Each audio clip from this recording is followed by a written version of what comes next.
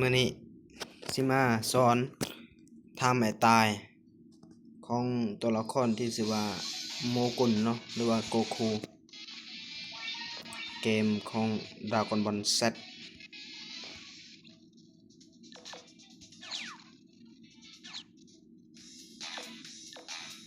เอาเอาหลังสามนี่ทำให้ตายนี่เป็นบัตรมังกรอันดังทั่วไปแบบนี้มันบอลกินจิเป็นหัวฟิเศษ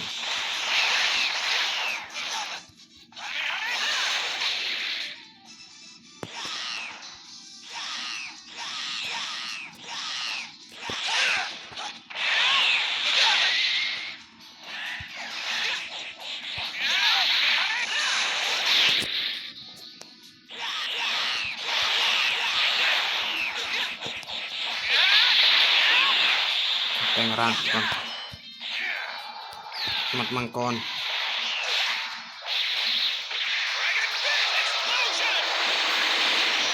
ตาย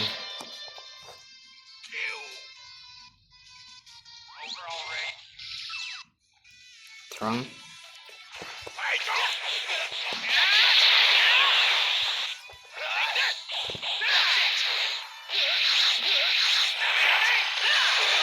ใส่บอลกินจิ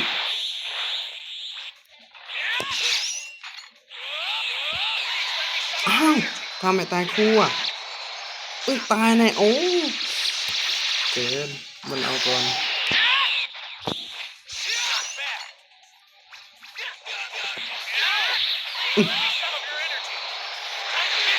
ตาย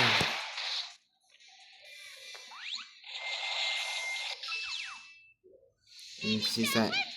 ทำให้ตายสูงสุด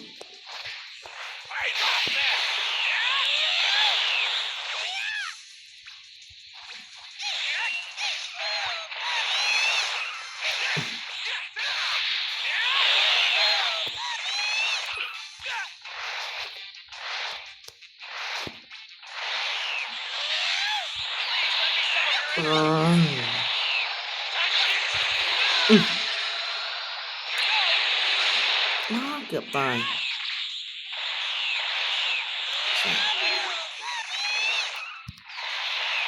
ใส่พาสูงสุดนี่เลยซะ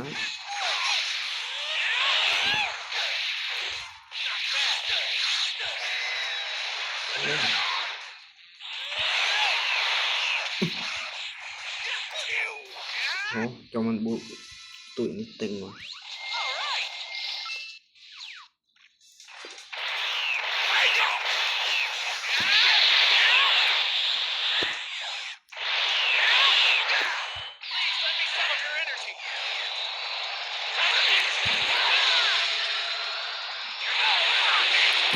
ตายเลยความแห้ง Glory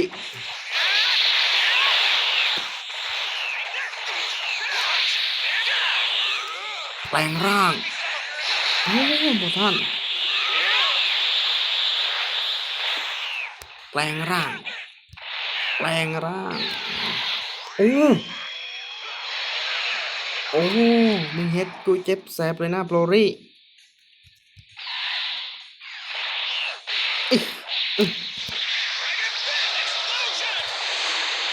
ตายท่าต่างๆของโมกุลเนาะโกเทนคุสนี่ตีนนี่มือนี่ลบขวานี่ลบซ้ายนี่ถอยนี่ไปหาขั้นถอยเสร็จอันนี้ซ้ายขวาเบ่งพลังตัวแอลนี้พลังเขื่อนเตาโอกับตัวนี้พลังตัวนี้มันนี้แปลงร่างมันตัวนี้ทำให้ตายสูงสุดมันตัวนี้มันป้องกันได้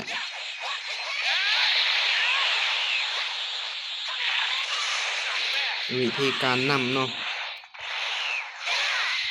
วิธีนำอยู่กลางอากาศตัวนี้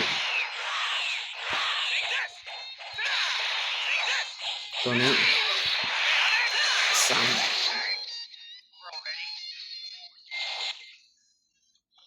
จอมันบู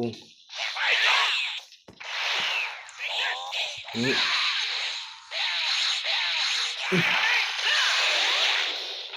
จอมันบูตึงแน่นอนในตัวละครจริง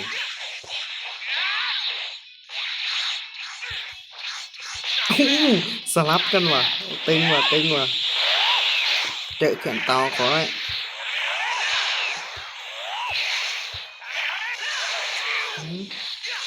สามซะตึงนะหนึ่งพลังกันหมายเลข18ตายได้หมายเลข18โอ้เจ้าเคยเห็นนี่บ่เจ้าเคยเห็นตายเลยบ่หมายเลข18เอ้ย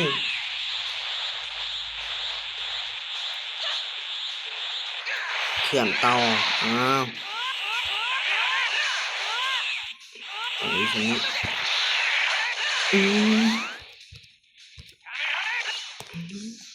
อ้าวก็มีแต่สำนีเนาะสิบอกทำให้ตายของโมกุลหรือว่าโกคู